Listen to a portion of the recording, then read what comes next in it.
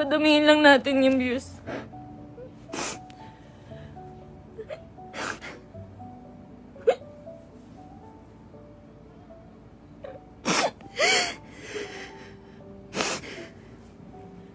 Magsasalita na po ako. Magsasalita na po ako. Padamihin lang po natin yung views.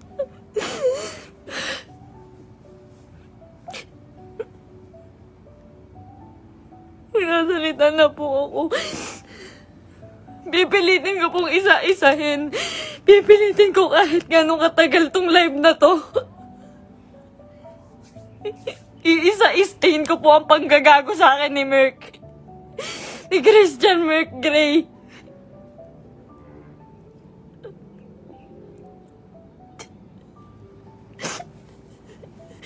Ginago po ako ng taong yon. Ginamit po ako ni Christian Merc Gray. Lahat po nang nangyayari sa lahat ng video namin, mula umpisa hanggang ngayon, scripted. Lahat po yun sinunod ko dahil mahal ko siya. Dahil gusto ko ibigay yung buhay na gusto niya. Kung magtataka po kayo kung bakit maraming nawawala sa amin sa Team Merpay dahil sa kanya. Dahil po sa ugali ni Merc. Napakademonyo po ng ugali ni Merc. Ginago niya po lahat.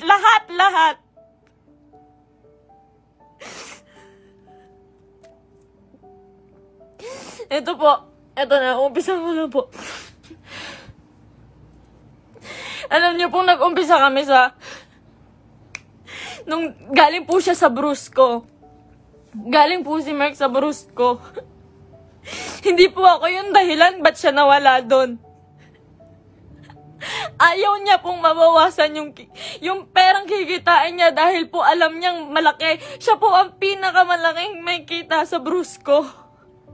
Siya po ang may pinakamalaking kita. Yung ibabawas na 5% doon, sa pera ni Merc siguro mababawas doon 16,000.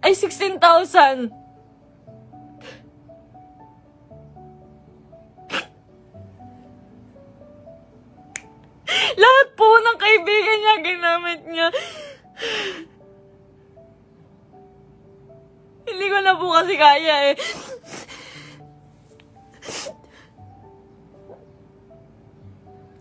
Sobra po yung ginawa ni Merc.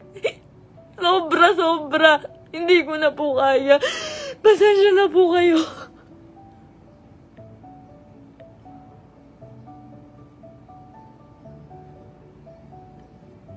Napakawalang hiyang tao niya ni Merc. Lahat po ginago niya, pamilya ko. Lahat po ng tao sa paligid niya, ginamit niya po. Scripted po lahat ng nangyayari. Sinusunod ko po siya. Kung makikita niyo po, lahat po ng video namin, puro bastos dahil po yun sa kanya. Ayoko po nun, walang may gusto nun. Kayo na pong bahala kung maniniwala kayo ngayon. Wala pong may gusto nun. Lahat po binigay ko sa taong yun.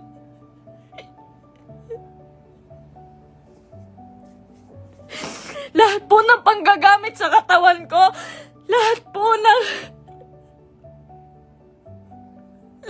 pagpapakita ng kung ano sa katawan ko, siya po ang may gusto nun.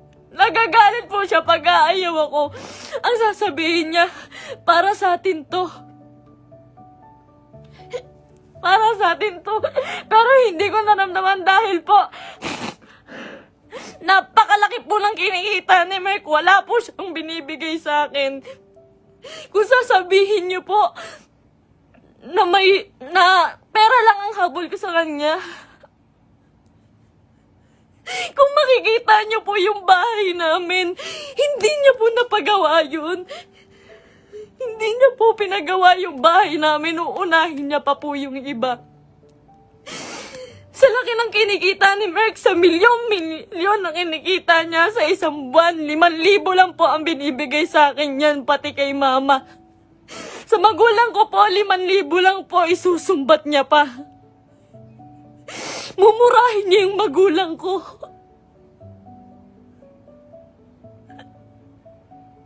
Sasabihin niya, manang-mana ka sa magulang mo. Ang bobobo niyo. Lahat kayo plastic. Ginaganon niya po yung magulang ko, hindi ko na po kaya.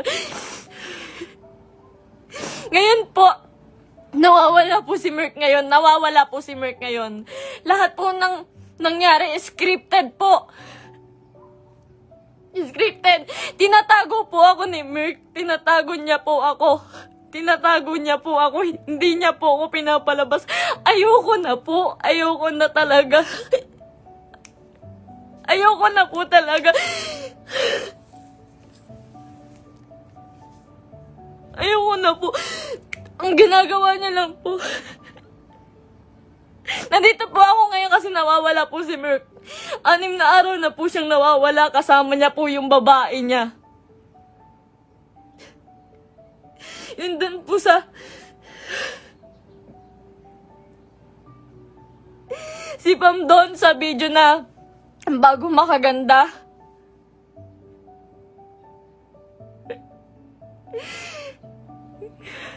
Huwag niya po sisihin yung kambal doon, si Chen Chen tsaka si Tantan. Yung Centeno twins po, huwag niya po silang sisihin doon. Dahil utos po ni Merc lahat yun. Ako po, hindi ko na po kaya si Merc. Hindi mo na po yung utak niya. Sobrang mukhang pera ni Merc. Lahat ng tao ginagago niya.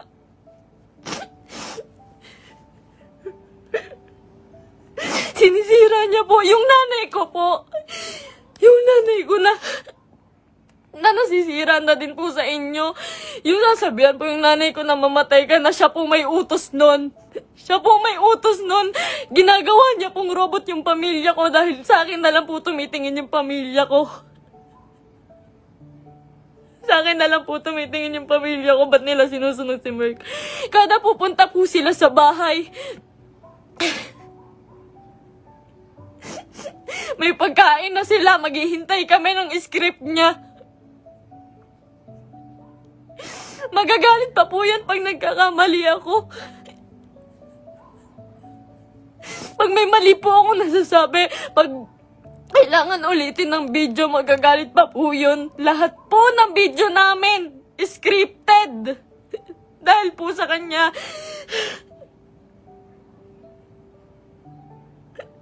Sobrang abusado. May babae po si Merc ngayon. Yung babae niya, yung Pam po. Grabe, Merc. Pinatulan niya pa. May anak na po yun. May anak na. Sabi niya. Sabi ko nun, Mahal, baka naman papatulan mo yan. Baka naman totoohanin mo. Ang sabi niya nun, hindi. Kamukha yan ng ex ko. Hindi ako papatol dyan. Ginagago niya yung babae sa akin. Sinisira niya. Sabi niya, tanginang mukha yan. Papatulan ko ba yan? May anak na. Ginaganon niya yung babae. Ngayon, nandun siya. Sa Quezon po si Merc. May katibayan po ko. Lahat po. Lahat. Kahit sa chat, kahit yung babae. Nahuli ko po kasi dahil po dun sa post ng babae. Nag-post po yung babae. Nakasama po yung sasakyan namin. Tapos yung cellphone ko po, nagla-login po yun sa Quezon.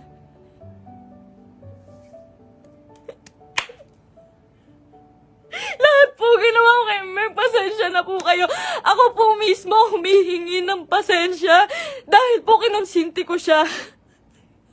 Mahal ko lang po talaga. Ngayon lang ako natauhan. Sobrang dami kong kaibigang nilayuan. Pamilya dahil ayaw nila ng video namin ni Merc. Sobrang dami ko pong nilayuan. Wala po akong kaibigan ngayon. Wala po akong kahit sino ngayon. Dahil kay Merk, dahil iniingatan ko po siya.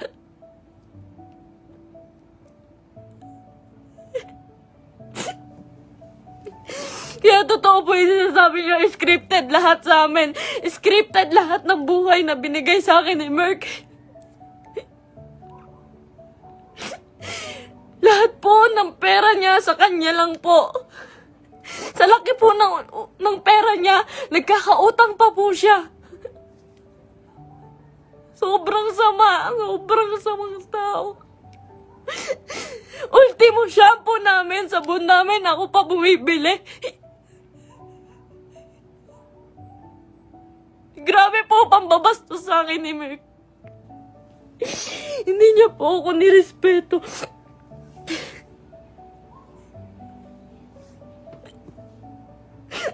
Nawalan po ako ng kaibigan dahil sa kanya. Huwag niya po sisihin lahat po ng taong nakapaligid kay Merk. Dahil po lahat yun inuutusan niya. Sobrang bossy.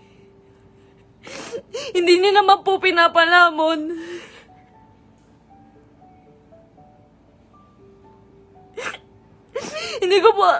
Hindi ko po expect na darating po talaga to. So, ilang beses na rin po ako niloko ni Merk about sa babae. Nung una, pumatol siya sa kaibigan ko. Pangalawa, pumatol siya sa pan. Pasensya na po kayo. Kasi alam ko po, scripted po yun eh. Pasensya na po kayo. Ako na po humihingi ng pasensya sa inyo. Ginawa ko lang po yun kasi sobra po akong nagmahal. Bago po namin makuha si Asurada, ang inuulam po namin araw-araw, itlog at tuyo araw-araw para makuha niya lang yung sasakyan niya. Lahat po ng meron siya ngayon, sa kanya po nakapangalan. Pati yung bangko po, sa kanya po.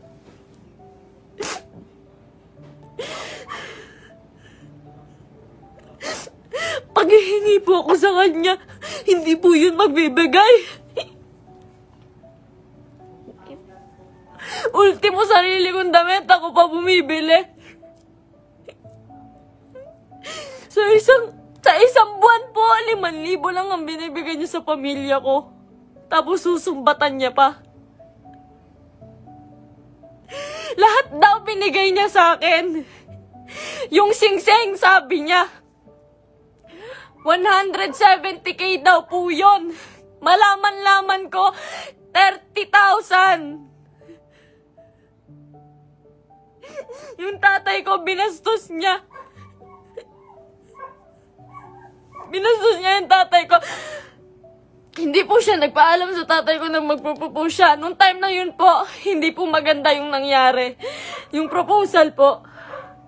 Hindi po ako naniniwala sa proposal na yun dahil po, alam ko na hindi totoo, na para lang yun sa video. Lahat po kay Merk, hindi totoo.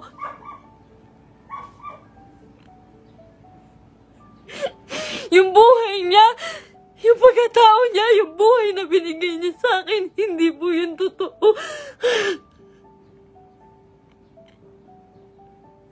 Lahat po ng kaibigan niya na malalapit sa kanya, ginago niya po lahat yun.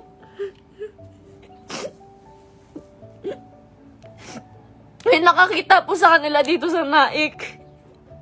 Flex niya pa po pala yung babae kahit kanino. Pinakilala niya pa kung kani-kanino dito sa Naik. Sa mga taong malapit sa akin. Hindi niya alam.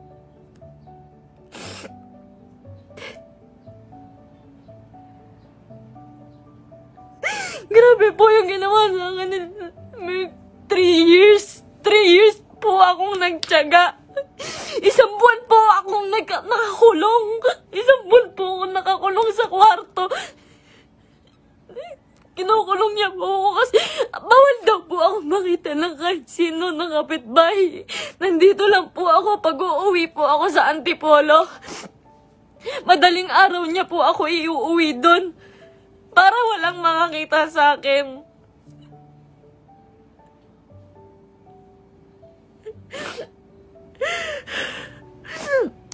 Lahat po ngayon suko na kay Merk.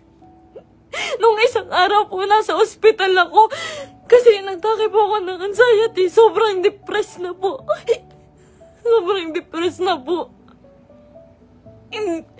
Hindi niya alam yun. Hindi niya alam na naghahanap ako sa kanya. Kahit saan naghahanap po ako. Naghahanap ko siya eh. Kasi mahal ko po siya eh.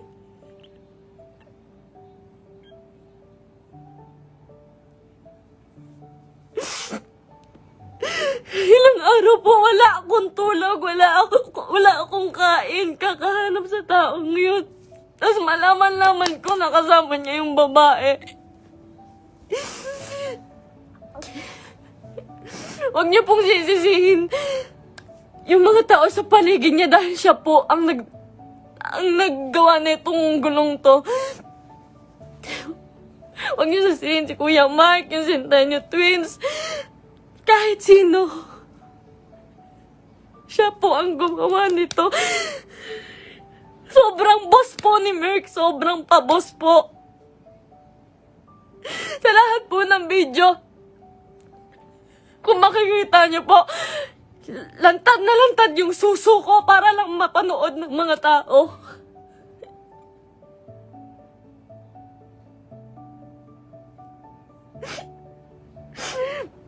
Para lang panoorin niyo, para lang magkapera siya. Lahat po ng taong nawala po sa amin, hindi ko po masisisi. Eterners TV, Brusco, Arnold, Tatay Onin. Marami pa pong nawala sa aming mga kaibigan dahil po sa kanya. Dahil hindi po nila kaya. Hindi po nila kinakaya si Merk. Nagmahal lang po ako. Pasensya na po. Pag mag-short film po kami, magkamali lang po ako ng unti. Nangina naman mahal, galingan mo naman. Pati po pagkapahulog ko po sa hagdan, hindi po yun totoo. Ang sakit po ng katawan ko nun pagtapos. Ginawa ko yun sa kanya nung nagpakahulog ako sa hagdan.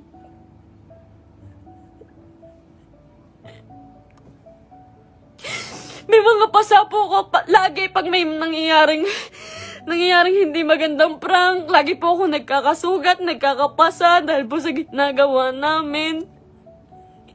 Hindi po ako nanghingi ng kahit piso kay Merk. Hindi po ako nanghingi ng kahit piso kay Merk.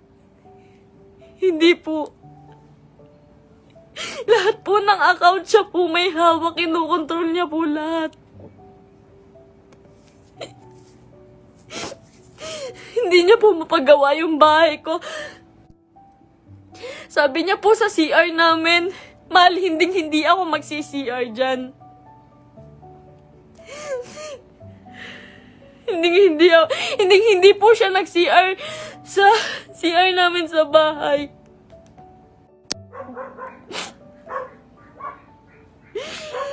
Pero hindi niya po yun mapagawa. Tinitiis niya po yun.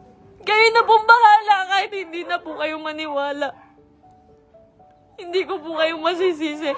Kasi lahat ng ginawa ni Merk, hindi totoo yun. Wala nang totoo kay Merk. Mahal na mahal ko yun. Ang dami kong ginawa para sa kanya.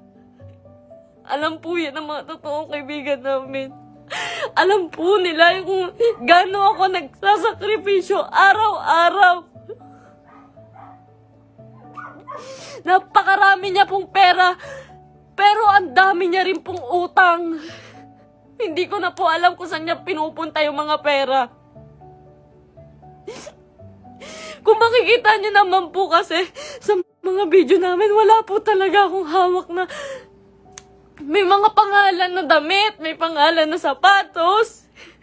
Lahat po yun ako lang po. Uutang pa po ako sa ibang tao, magkapera lang. Lagi po akong umuutang sa ibang tao, magkapera lang.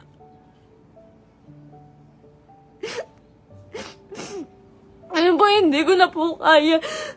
Hindi ko na rin po talaga kinaya. Wala pa po akong tulog kain. Na-hospital pa po ako. Hindi po ako nagmamakaawa sa inyo. Wag po kayong maaawa sa akin.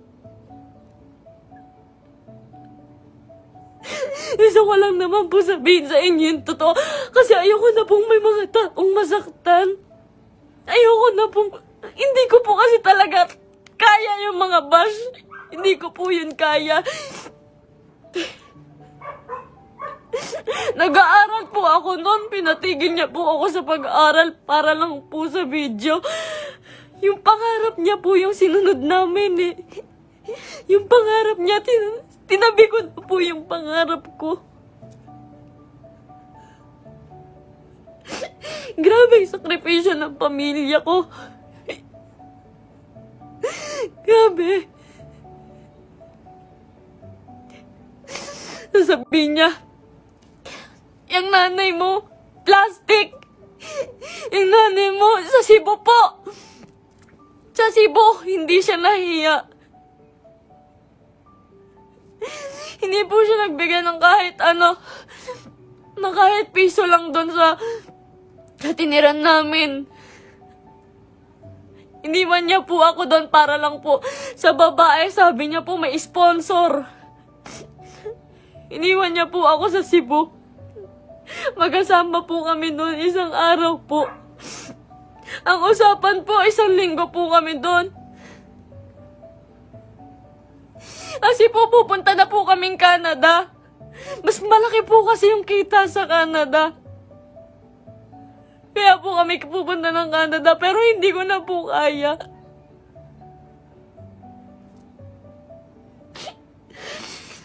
Ganito, ngayon, fiancé niya pa lang po ako, pero grabe na po yung ginagawa niya sa akin.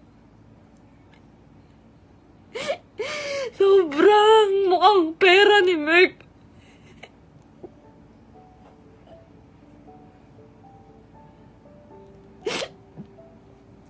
Magalit na po kayo sa akin, pero ginawa ko lang po yun kasi mahal ko po yung tao. Pasensya na po.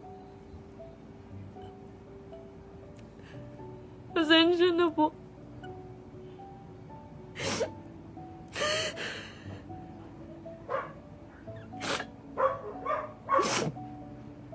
Ngayon po, wala pa rin po si Merk.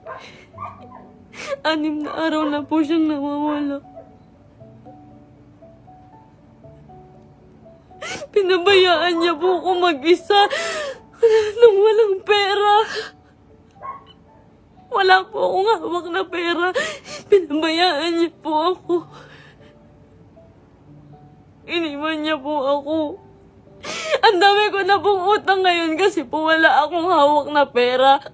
Tapos hahanapin ko siya.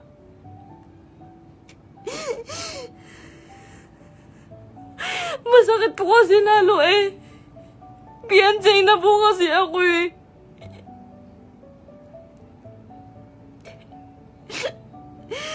Sobrang pasensya na po sa inyong lahat. Sobrang pasensya na po. Mahal ko lang po yung tao. Pero ngayon po suko na po ako. Pagod na po ako. Pagod na ako.